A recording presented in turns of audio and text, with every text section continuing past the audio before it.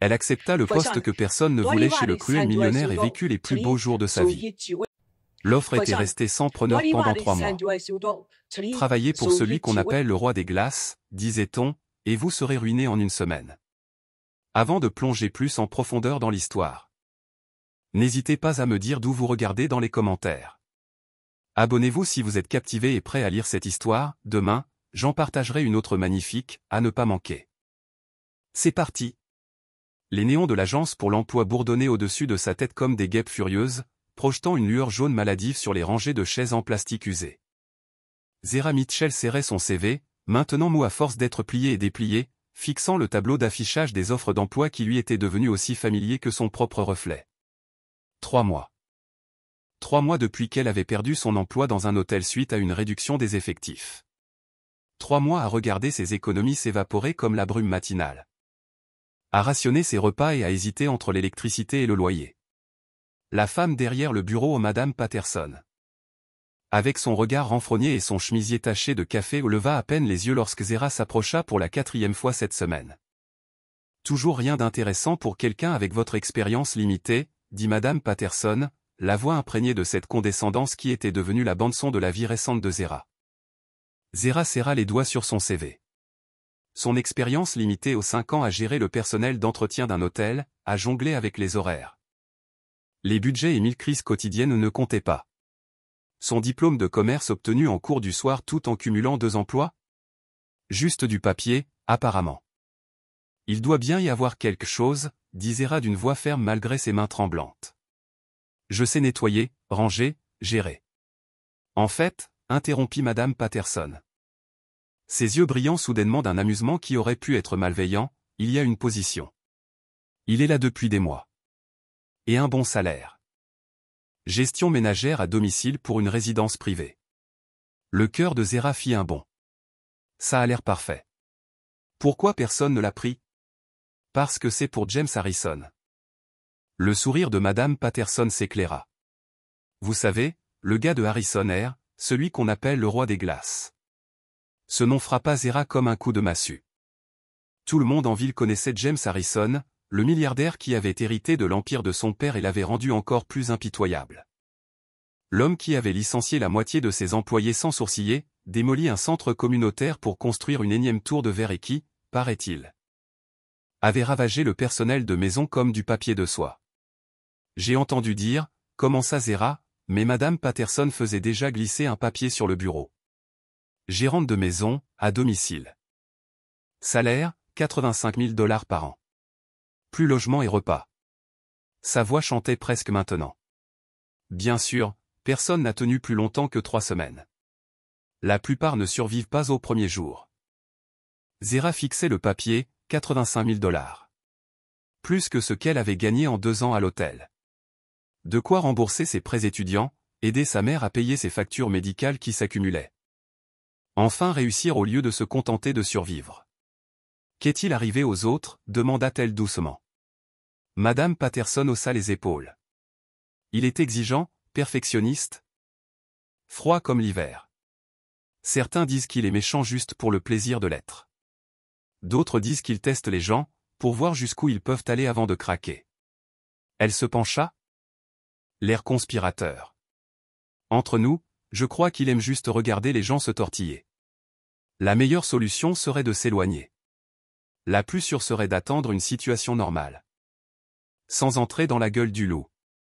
Mais Zera regarda ses chaussures usées, pensa à la vie d'expulsion pliée dans son sac à main et se souvint de la voix fatiguée de sa mère au téléphone. Qui lui disait, « Ne t'inquiète pas pour moi, ma puce. Je trouverai une solution. » Que feriez-vous si le désespoir rencontrait une opportunité? Mais cette opportunité était accompagnée d'un avertissement. Partagez votre avis ci-dessous. Je le prends, dit Zera. Les sourcils de Madame Patterson se haussèrent. Tu es sûr de ça, chérie? J'admire ton courage. Je le prends, répéta Zera, plus ferme. Quand est-ce que je commence? Le domaine Harrison s'étendait sur 12 acres de perfection manucurés dans la partie la plus exclusive de la ville. Cachés derrière des portes en fer qui ressemblaient plus à des fortifications qu'à des décorations. Alors que le taxi remontait l'allée circulaire, Zera pressa son visage contre la fenêtre. admirant le vaste manoir qui semblait appartenir à un film sur la royauté européenne. La maison était un chef-d'œuvre d'architecture moderne, des lignes épurées. Des baies vitrées reflétant le soleil de l'après-midi comme des miroirs. Tout était impeccable, calculé, froid, beau, mais comme dans un musée. On regardait, mais on n'osait pas toucher. Le chauffeur de taxi siffla doucement. « C'est ici que vous allez travailler. » « Vivre » corrigea Zéra, même si le mot lui semblait étrange. Un endroit aussi parfait pouvait-il un jour ressembler à un foyer? « Plutôt toi que moi » murmura le chauffeur en l'aidant à porter 2 valises abîmées ou tout ce qu'elle possédait. Rapetissant face à la grandeur du manoir. Avant qu'elle puisse frapper, la porte d'entrée s'ouvrit. Une femme d'une 50aine d'années, les cheveux argentés tirés en arrière en un chignon strict. La posture rigide comme entraînée par un entraînement militaire, apparut. « Madame Mitchell, » dit la femme sèchement, « je suis Hélène Torres, l'assistante de Monsieur Harrison. Je vais vous montrer vos quartiers et vous expliquer vos fonctions. » Zéra suivit Hélène à travers un hall d'entrée qui aurait pu contenir tout son appartement. Passant devant un escalier courbé comme une œuvre d'art, à travers des pièces qui semblaient tout droit sorties de magazines d'architecture. Tout était blanc, argenté, en verre, beau. Mais d'une certaine manière vide, comme si personne ne vivait vraiment ici. Monsieur Harrison est très exigeant sur ses habitudes, expliqua Hélène en marchant. Il se lève à 5h30. Café, noir. Sans sucre, prêt à 5h45. Petit déjeuner à 6h précises. Travaille à son bureau jusqu'à midi, puis déjeuner au toujours léger, jamais 2 fois la même chose dans la semaine. Plusieurs réunions dans l'après-midi, dîner à 19h précises, et il se retire dans son bureau à 21h. Ils montèrent un escalier plus petit jusqu'à l'aile du personnel. « Ce sera ta chambre. » dit Hélène en ouvrant une porte pour révéler un espace plus grand que l'ancien appartement de Zéra. Il avait sa propre salle de bain. Un petit coin salon et des fenêtres donnant sur les jardins du domaine. « C'est magnifique, » dit honnêtement Zéra. Monsieur Harrison croit qu'il faut bien traiter son personnel. À condition qu'il réponde à ces normes, a déclaré Hélène, son-on laissant entendre que ces normes étaient aussi rares que de gagner à la loterie. Vos tâches incluent la gestion du personnel de maison, mais pour l'instant, il ne s'agit que du jardinier et d'un service de ménage 2 fois par semaine. Vous planifierez les repas de Monsieur Harrison. Entretiendrez ses espaces personnels et assurerez le bon fonctionnement de la maison. Hélène tendit à Zéra un épais dossier. Voici le règlement de la maison. Mémorise-le. M. Harrison ne tolère pas les erreurs. Alors qu'Hélène se retournait pour partir, Zéra demanda doucement, qu'est-il arrivé aux autres? À ceux qui occupaient ce poste avant moi. Hélène s'arrêta à la porte, indéchiffrable. Ils ont découvert qu'il n'était pas fait pour le poste. Pendant un instant, son masque professionnel s'est effondré. Révélant quelque chose proche de la pitié. Monsieur Harrison est compliqué, Madame Mitchell. Il a été blessé, et il blesse parfois des gens. Blesser des gens. Mon conseil, ne prenez rien personnellement. Faites votre travail parfaitement et peut-être, serez-vous celle qui durera. Puis elle est partie, laissant Zéra seule dans sa belle prison. Serrant un dossier rempli de règles pour plaire à l'homme que tout le monde appelait le roi des glaces. Cette nuit-là, Zéra était allongée dans le lit le plus confortable qu'elle ait jamais connu. Fixant le plafond, se demandant dans quoi elle s'était embarquée. Par la fenêtre, elle aperçut des lumières dans ce qu'Hélène appelait le bureau de Monsieur Harrison. Il était à quelques centaines de mètres seulement l'homme qui déciderait si elle coulerait ou nagerait. Elle pensait à sa mère, aux factures médicales. Aux rêves qu'elle avait mis de côté il y a si longtemps qu'ils ressemblaient à des fantasmes. Ce travail, cette chance, c'était tout ce dont elle avait besoin. Tout ce qu'elle avait à faire était de survivre à James Harrison. À quel point cela pourrait-il être difficile? Le cri strident du réveil a percé l'obscurité précédant l'aube à 5h15. Mais Zéra était déjà réveillée. Elle était restée là, pendant 1 heure, à fixer le plafond, à répéter des conversations qui n'auraient peut-être jamais lieu. Son premier jour. Son premier test. Sa première chance de prouver qu'elle n'était pas comme ceux qui avaient fui avant elle. Elle s'habilla avec soin. Enfilant le blazer et la jupe noire qui l'avaient accompagnée à chaque entretien important ces 3 dernières années. Le tissu avait commencé à se décolorer. Les coutures légèrement usées par l'usure, mais il était repassé, impeccable, et lui donnait l'illusion d'appartenir à un groupe même si, au fond, elle n'en était pas certaine, un jour, elle y parviendrait vraiment. La maison était silencieuse tandis qu'elle avançait à pas feutrés dans le couloir. Ses talons claquant doucement sur le sol en marbre qui semblait résonner plus fort qu'il ne le fallait. Elle se déplaçait comme une ombre, prudente, mesurée. Tout était exactement comme Hélène l'avait décrit. La cafetière étincelait sur le plan de travail en granit. Des grains de première qualité attendaient dans un bocal en verre étiqueté. La routine était stricte, l'horaire implacable. 5h45. Café préparé. Noir. Sans sucre. Elle était en train de verser le contenu dans la tasse en porcelaine fine qu'Hélène avait exigée lorsqu'elle entendit des pas au-dessus de sa tête lents, réguliers, posés. Non pas le bruit de quelqu'un qui se réveille, mais celui de quelqu'un qui croyait que le monde devait s'adapter à son temps, à son rythme.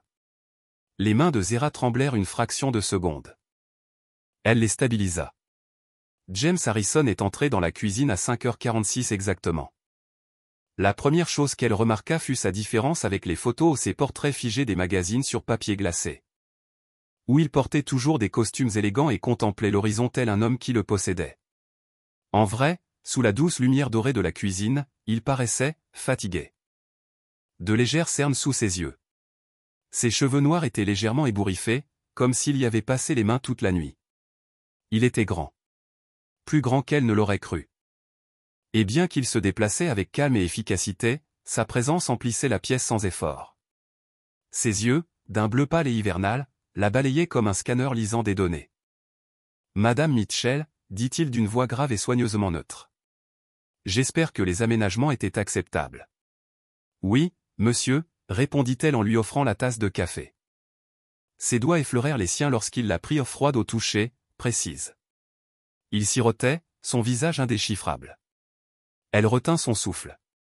Une pause. Assez longue pour ressembler à un test. Hélène vous a expliqué la routine matinale. Ce n'était pas une question, mais elle hocha la tête quand même. Oui, monsieur. Petit déjeuner à 18h. Préféreriez-vous la version habituelle ou? Comme d'habitude, ça ira. Il se dirigea vers les grandes fenêtres donnant sur les jardins, lui tournant le dos. Vous avez lu le règlement intérieur. Elle l'avait fait. Chaque mot. Les 47. De la façon d'empiler les assiettes à la température précise de son bureau. Pas de musique pendant les heures de travail. Pas d'appel personnel. Pas de changement de décoration. Pas d'entrée dans son bureau privé sans invitation écrite. Oui, monsieur. Il se tourna lentement, l'observant à nouveau. Cette fois, quelque chose brilla dans son regard. Surprise, déception? Elle n'aurait su dire. La plupart des gens trouvent les règles restrictives. Et voilà. Le premier défi. Elle se redressa. Je trouve la structure utile. Elle élimine toute ambiguïté. Ses yeux se plissèrent légèrement. En effet. L'heure suivante se déroula comme une chorégraphie. Elle prépara son petit déjeuner aux flocons d'avoine aux fruits rouges, toast complet. Jus d'orange fraîchement pressé tandis qu'il lisait des rapports sur une tablette, mangeant en silence avec une précision chirurgicale. Elle nettoya autour de lui. Veillant à ne pas franchir les limites invisibles. À 19h30, il se leva. Je serai en réunion jusqu'au déjeuner. Les femmes de ménage arriveront à 21h. Assurez-vous qu'elles se concentrent sur l'aile des invités. J'attends des visiteurs. Bien sûr. Que veux-tu pour déjeuner? Quelque chose de léger. Surprenez-moi. Il s'arrêta sur le seuil. Les 3 derniers chefs de ménage ont trouvé cette instruction difficile. Elle soutint son regard sans sourciller. J'aime les défis, monsieur Harrison. Pendant un instant. Quelque chose qui ressemblait à un sourire apparut sur ses lèvres. On verra bien. À 9h précises, l'équipe de nettoyage arriva, 2 femmes d'une quarantaine d'années, Maria et Sophie. Efficaces. Disciplinées. Familiarisées avec les exigences élevées de la maison. Mais pendant qu'elles travaillaient, Zéra remarqua autre chose. Ils avaient peur. Monsieur Harrison, il est exigeant. Murmura Maria tandis qu'ils astiquaient la table déjà rutilante. La dernière fille a déplacé un livre, peut-être 5 cm. Il l'a remarqué. Il l'a renvoyé le jour même. Sophie ajouta. L'un d'eux a utilisé le mauvais produit nettoyant sur son miroir.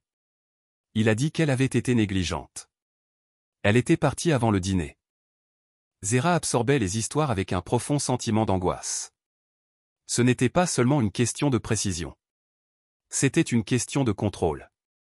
De pouvoir. Et celui d'avant? Les deux femmes échangèrent un regard. Elle a tenu 3 semaines, murmura Maria. La plus longue en 2 ans. Ce qui s'est passé? Elle a essayé de lui parler. Elle l'a interrogé sur sa vie, sa famille. Elle a essayé d'être gentille, dit Sophie d'une voix basse. Il n'aime pas les choses personnelles. Le message était clair. Restez silencieux. Restez distant. Restez invisible et peut-être, gardez votre emploi. Mais tandis que Zéra traversait la maison, quelque chose s'éveilla en elle. Elle ne put s'empêcher de s'interroger sur l'homme qui vivait dans ce mausolée parfait. Il n'y avait pas de photos. Pas de souvenirs. Pas de chaleur. Juste des murs blancs. Du bois sombre et le faible écho de la solitude. Puis elle a vu le piano.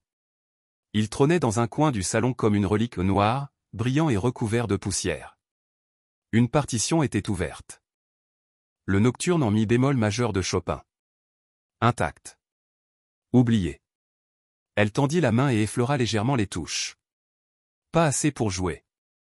Juste pour sentir. Êtes-vous musicienne, Madame Mitchell?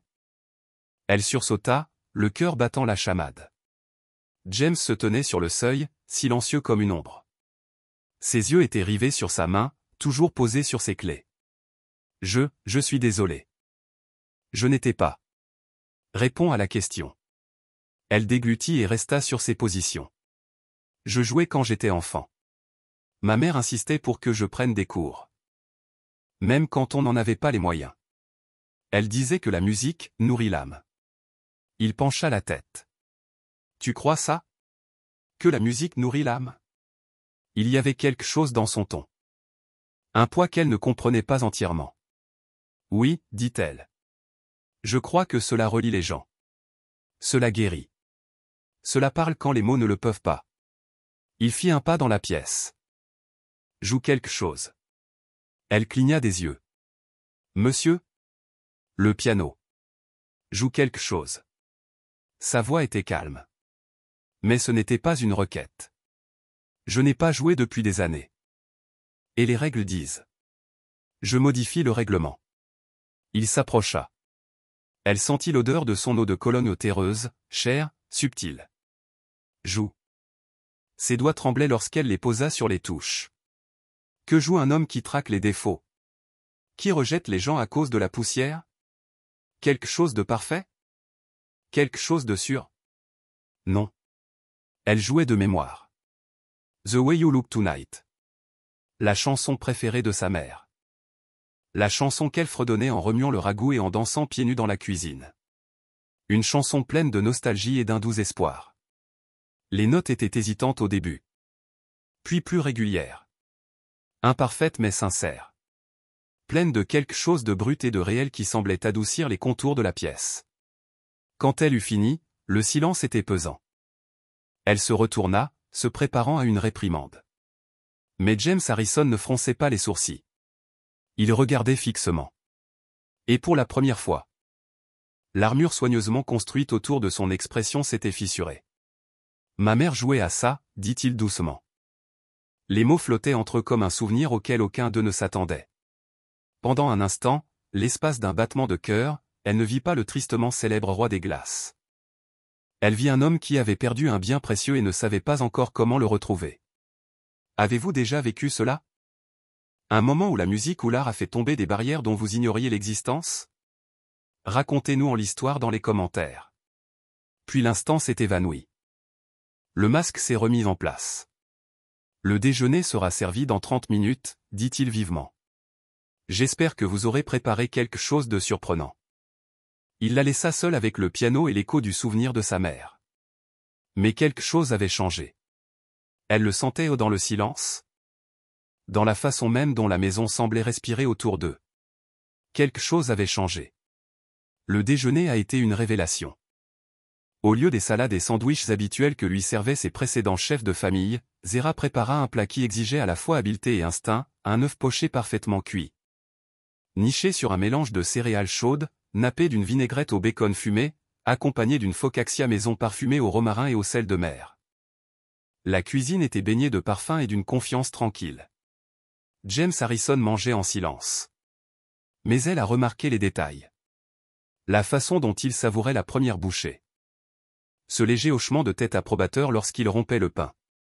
Le fait qu'il finissait tout ce qu'il y avait dans son assiette au lieu de se contenter de la grignoter. Comme un homme qui se contente de vivre. « Où as-tu appris à cuisiner comme ça ?» demanda-t-il tandis qu'elle débarrassait la vaisselle. « Ma mère » répondit-elle doucement. Elle disait que cuisiner était un acte d'amour, qu'on pouvait tout savoir d'une personne à la façon dont elle nourrissait ses proches. « Et que vous apprend ce repas sur moi ?» La question la prit au dépourvu.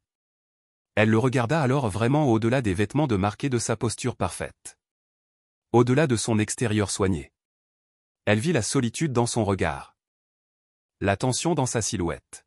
« Ça me dit que tu as faim » dit-elle enfin. Pas seulement de nourriture, mais de quelque chose de réel. Les mots se posèrent entre eux comme un défi. Audacieux. Osé. Honnête. Elle avait franchi une ligne invisible, quitté la sécurité du professionnalisme, dit une vérité que la plupart n'oseraient pas murmurer en sa présence. Elle se prépara aux conséquences. Le regard froid, les mots durs, le rejet. Mais James Harrison se pencha simplement en arrière, l'étudiant avec ses yeux bleus glaciers. « Tu n'es pas comme les autres. »« Non, monsieur. Je ne le suis pas. Ils avaient peur de moi. Je n'ai pas peur de toi. Peut-être que tu devrais l'être. » Il n'y avait aucune menace dans sa voix. Juste de la curiosité. Zera croisa son regard sans cligner des yeux. « J'ai eu faim, monsieur Harrison. J'étais désespéré. J'ai eu peur et j'ai été poussé à bout au point de devoir choisir entre fierté et survie. Entre ce que je voulais et ce dont j'avais besoin. La peur est un luxe que je ne peux pas me permettre. » Quelque chose brilla dans son expression. De la surprise. Peut-être de la reconnaissance. « Et de quoi avez-vous besoin, Madame Mitchell ?»« Une chance, dit-elle simplement. Juste une chance de prouver que je mérite d'être gardée. »« Et de quoi ai-je besoin ?» Elle hésita. Puis parla prudemment. « Je pense que tu as besoin de quelqu'un qui n'a pas peur de te dire la vérité. Quelqu'un qui te considère comme autre chose que ta réputation. » Pendant un long moment de silence, il ne dit rien. Puis il se leva et ajusta sa cravate, un geste qui semblait étrangement incertain, comme un homme essayant de reprendre le contrôle. « Nous verrons combien de temps cela dure » a-t-il déclaré. Mais sa voix avait perdu son côté glacial. En quittant la cuisine, Zera s'autorisa un petit sourire silencieux. Elle avait survécu à son premier jour. Plus encore, elle avait piqué sa curiosité. Elle lui avait permis de la voir comme bien plus qu'une simple employée jetable. Mais elle savait que le véritable test était encore à venir. Ce soir-là, après que James se fut retiré dans son bureau, Zera était assise dans sa chambre, repensant aux événements de la journée. Elle avait enfreint les règles. Jouer du piano. Parler personnellement. Défier sa réalité soigneusement contrôlée. De toute évidence, elle aurait dû être en train de préparer ses affaires. Au lieu de cela, elle était toujours là. Toujours à travailler. Toujours à s'interroger sur l'homme derrière ses couches de silence, de précision et de pouvoir. Par la fenêtre.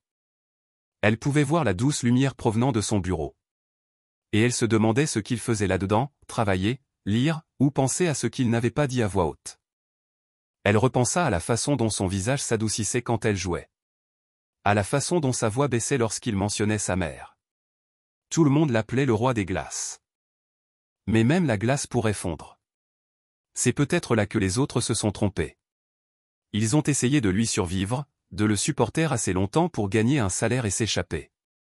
Mais peut-être que James Harrison n'avait pas besoin de quelqu'un qui puisse survivre au froid.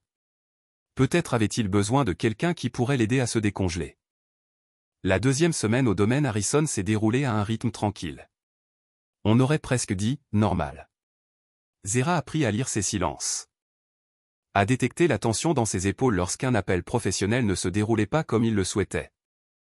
À reconnaître la façon dont il tambourinait des doigts lorsqu'il était plongé dans ses pensées, ou l'adoucissement de ses yeux lorsqu'elle lui tendait un café exactement comme il l'aimait, fort, sans sucre. Mais la réputation du roi des glaces n'était pas entièrement un mythe. Elle l'a vu réduire un entrepreneur à des excuses balbutiantes pour un retard de 2 jours dans l'entretien du jardin.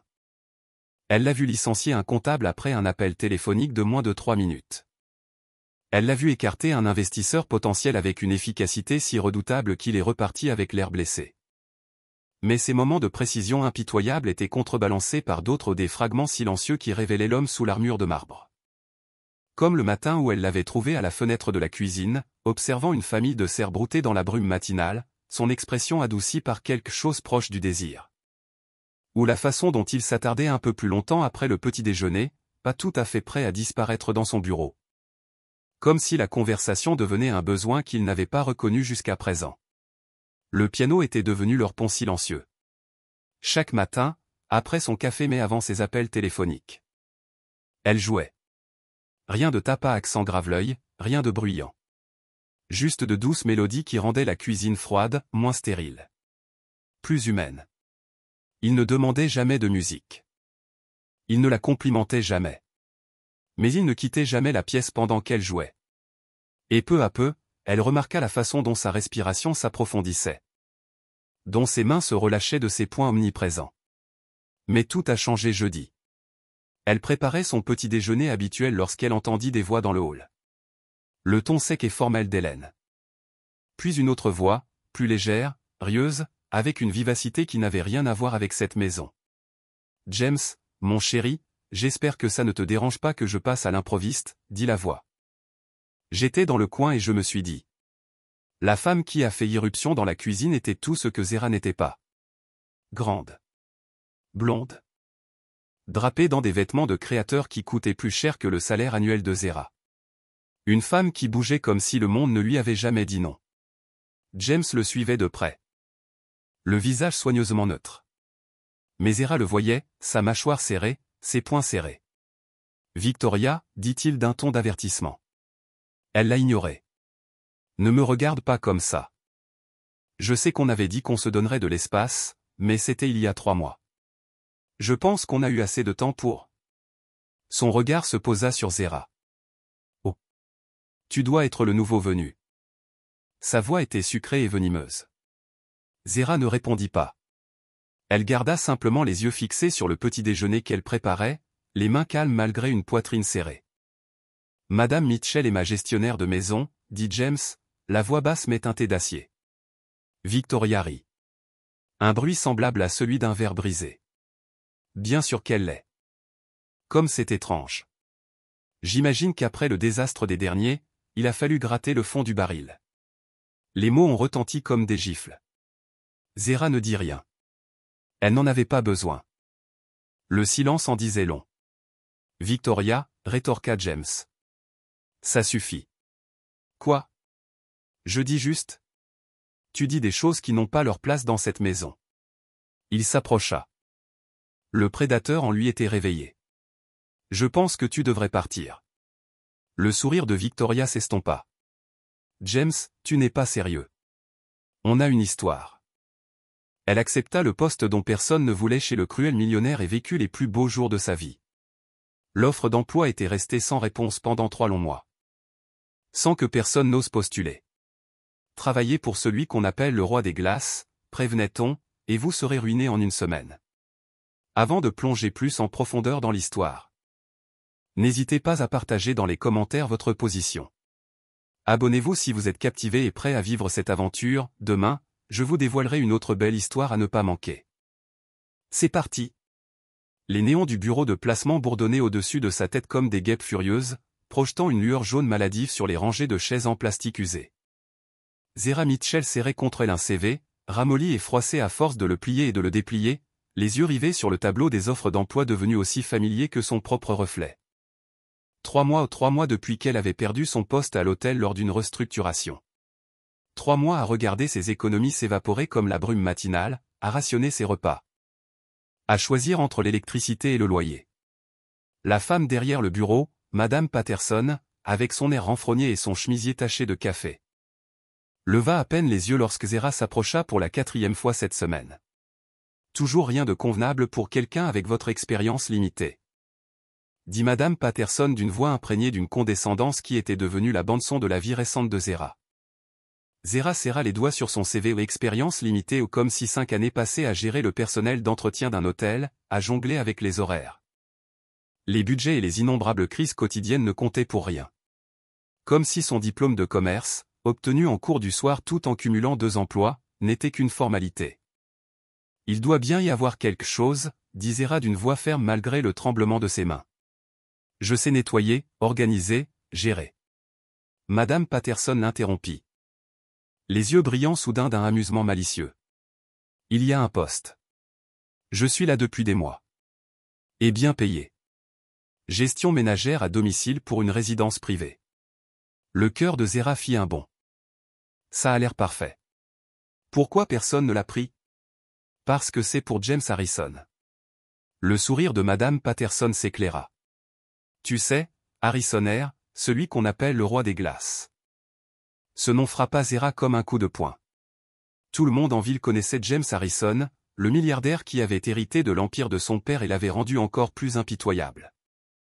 L'homme qui avait licencié la moitié de ses employés sans sourciller, démoli un centre communautaire pour construire une nouvelle tour de verre, paraît-il, avait passé le personnel de maison au crible. J'ai entendu dire, commença Zera, mais Madame Patterson faisait déjà glisser un papier sur le bureau. Intendante de maison, logée chez l'habitant. Salaire annuel de 85 000 $. Plus le gîte et le couvert. La voix de Madame Patterson prenait une intonation presque chantante. Bien sûr, le maximum que l'on ait pu tenir, c'est 3 semaines. La plupart ne survivent pas au premier jour. Zera fixa le papier. 85 000 $, c'était plus que ce qu'elle avait gagné en 2 ans à l'hôtel. De quoi rembourser ses prêts étudiants. Aider sa mère à payer ses factures médicales qui s'accumulaient sans cesse, enfin réussir au lieu de se contenter de survivre. Qu'est-il arrivé aux autres, demanda-t-elle doucement. Madame Patterson haussa les épaules. Il est exigeant, perfectionniste, froid comme l'hiver. Certains disent qu'il est méchant juste pour le plaisir de l'être. D'autres disent qu'il teste les gens pour voir jusqu'où ils peuvent aller avant de craquer. Elle se pencha, l'air conspirateur. Entre nous, je crois qu'il aime juste regarder les gens se tortiller. La meilleure solution serait de s'éloigner. La plus sûre serait d'attendre une situation normale, qui ne nécessiterait pas de se jeter dans la gueule du loup. Mais Zera baissa les yeux sur ses chaussures usées, pensa à l'avis d'expulsion soigneusement plié dans son sac à main et se souvint de la voix fatiguée de sa mère au téléphone. Ne t'inquiète pas pour moi, ma puce. Je trouverai une solution. Que feriez-vous si le désespoir rencontrait une opportunité? Mais cette opportunité était accompagnée d'un avertissement. Partagez votre avis ci-dessous. Je le prends, dit Zera. Les sourcils de Madame Patterson se haussèrent. Tu es sûr de ça, ma puce? J'admire ton courage. Je m'en charge. Répéta Zera d'une voix plus ferme. Quand est-ce que je commence? La propriété des Harrison s'étendait sur plus de 5 hectares de jardins impeccablement entretenus. Dans le quartier le plus exclusif de la ville, dissimulé derrière des grilles en fer qui ressemblaient plus à des fortifications qu'à des décorations. Alors que le taxi s'arrêtait dans l'allée circulaire, Zera colla son visage à la vitre, admirant l'immense demeure qui semblait davantage tirée d'un film sur la royauté européenne. La maison était un chef-d'œuvre d'architecture moderne, des lignes épurées, des baies vitrées reflétant le soleil de l'après-midi comme des miroirs. Tout était impeccable, calculé, froid. Beau comme un musée, on regarde, mais on n'ose pas toucher. Le chauffeur de taxi siffla doucement. C'est ici que vous travaillerez. Vivre, corrigea Zera, même si le mot lui semblait étrange. Un endroit aussi parfait pouvait-il un jour ressembler à un foyer? Plutôt toi que moi, murmura le chauffeur en l'aidant avec ses 2 valises cabossées la somme de tout ce qu'elle possédait. Pathétique face à la grandeur du manoir. La porte d'entrée s'ouvrit avant qu'elle ne puisse frapper. Révélant une femme d'une 50aine d'années aux cheveux argentés tirés en arrière en un chignon sévère et à la posture suggérant une formation militaire. Madame Mitchell? Dit la femme d'une voix claire et efficace. Je suis Hélène Torres, l'assistante de Monsieur Harrison. Je vais vous montrer vos quartiers et vous expliquer vos tâches. Zéra suivit Hélène dans un hall d'entrée qui aurait pu abriter tout son précédent appartement, longea un escalier incurvé comme une œuvre d'art. Traversa des pièces dignes d'un magazine d'architecture. Tout était blanc, argent et vert magnifique mais pourtant vide, comme si personne n'y vivait vraiment. M. Harrison est très exigeant sur ses habitudes, expliqua Hélène en marchant. Il se lève à 5h30. Café, noir, sans sucre, prêt à 5h45. Petit déjeuner à 6h précises. Il travaille depuis son bureau jusqu'à midi, puis déjeuner au toujours léger, jamais 2 fois pareil dans la semaine. Il a plusieurs réunions tout au long de l'après-midi. Dîne à 19h précises et se retire dans son bureau à 21h. Ils montèrent un escalier plus petit jusqu'à l'aile réservée au personnel. Ce sera ta chambre, dit Hélène en ouvrant une porte pour révéler un espace plus grand que l'appartement précédent de Zéra. Il avait sa propre salle de bain. Un coin salon et des fenêtres donnant sur les jardins de la propriété. C'est magnifique, dit honnêtement Zéra. M. Harrison estime qu'il faut bien traiter son personnel tant qu'il répond à ses exigences. Le ton d'Hélène laissait entendre que ses exigences étaient aussi improbables à respecter que de gagner à la loterie. Vos tâches incluent la gestion du personnel de maison, mais pour l'instant. Il ne s'agit que du jardinier et d'un service de ménage 2 fois par semaine. Vous planifierez également les repas de Monsieur Harrison. Entretiendrez ses espaces personnels et veillerez au bon fonctionnement de la maison. Hélène lui tendit un épais dossier. Voici le règlement intérieur. Je vous conseille de le mémoriser. M. Harrison ne tolère aucune erreur. Alors qu'Hélène se retournait pour partir, Zéra se demanda, qu'est-il arrivé aux autres? À ceux qui occupaient ce poste avant moi. Hélène s'arrêta à la porte. L'air indéchiffrable. Ils ont découvert qu'ils n'étaient pas faits pour le poste. Mais qu'est-ce que cela signifie exactement? L'espace d'un instant, le masque professionnel d'Hélène s'effaça, laissant entrevoir une lueur de pitié. Monsieur Harrison est un homme compliqué, Madame Mitchell. Il a été blessé, et il a blessé des gens, parfois. Blessé des gens. Mon conseil? Ne prenez rien personnellement. Faites votre travail parfaitement, et peut-être serez-vous celle qui durera. Puis elle partit, laissant Zéra seule dans sa belle prison. Serrant contre elle un dossier rempli de règles destinées à plaire à l'homme que tout le monde appelait le roi des glaces. Cette nuit-là, Zéra était allongée dans le lit le plus confortable qu'elle ait jamais connu. Fixant le plafond. Se demandant dans quoi elle s'était embarquée. Par la fenêtre. Elle pouvait voir des lumières briller dans ce qu'Hélène lui avait dit être le bureau de Monsieur Harrison, à quelques centaines de mètres de là. L'homme qui déciderait si elle coulerait ou nagerait. Elle pensait à sa mère. Aux factures médicales qui s'accumulaient. Aux rêves qu'elle avait mis en suspens si longtemps qu'ils ressemblaient à des fantasmes lointains. Ce travail, cette chance. C'était tout ce dont elle avait besoin. Tout ce qu'elle avait à faire, c'était survivre à James Harrison. À quel point cela pourrait-il être difficile? À 5h15. Le cri strident du réveil perça l'obscurité qui précédait l'aube. Mais Zéra était déjà éveillée. Elle l'était depuis 1 heure. Fixant le plafond et répétant dans sa tête des conversations qui n'auraient peut-être jamais lieu. Son premier jour, son premier test. Sa première chance de prouver qu'elle n'était pas comme les autres. Celle qui avait fui avant elle.